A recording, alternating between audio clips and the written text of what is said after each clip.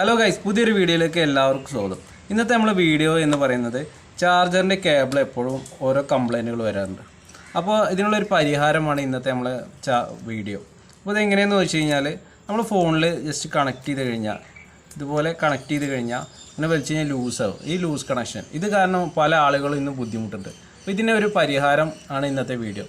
നമ്മൾ ചാനൽ ആദ്യമായിട്ട് കാണുന്നവരുണ്ടെങ്കിൽ ഒന്ന് സബ്സ്ക്രൈബ് ചെയ്യുക, തൊട്ടടുത്ത് കാണുന്ന ബെല്ലൈക്കൺ ക്ലിക്ക് ചെയ്യുക. അപ്പോൾ വീഡിയോ ഇഷ്ടപ്പെട്ട് നിങ്ങളൊന്ന് ലൈക്ക് ചെയ്യാം.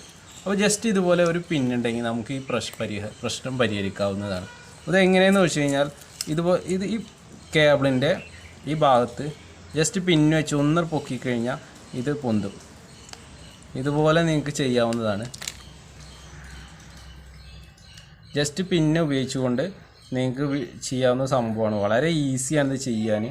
ഇത് വളരെ എഫക്റ്റീവായൊരു സംഭവമാണ്. പിന്നെ നമുക്ക് ഈ ഫോണിലൊന്ന് കണക്ട് ചെയ്ത് നോക്കാം.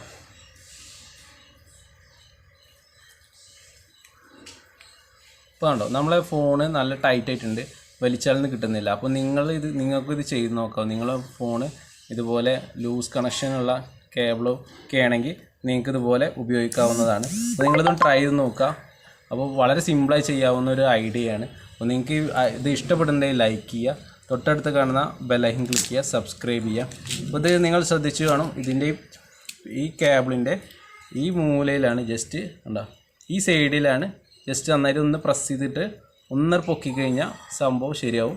ഇതുപോലെ പിന്നെ തന്നെ യൂസ് ചെയ്യണം, പിന്നെടുത്തിട്ട് തന്നെ വേണം ഇത് യൂസ് ചെയ്യാൻ.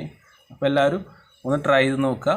നിങ്ങളെ ചാർജറിൻ്റെ കേബിളിൻ്റെ കംപ്ലൈൻറ്റൊക്കെ ഈസിയായി നമുക്ക് മാറ്റിയെടുക്കാവുന്നതാണ്. പുതിയൊരു വീഡിയോയുമായി വീണ്ടും കാണാം. അതുവരേക്കും ഗുഡ് ബൈ.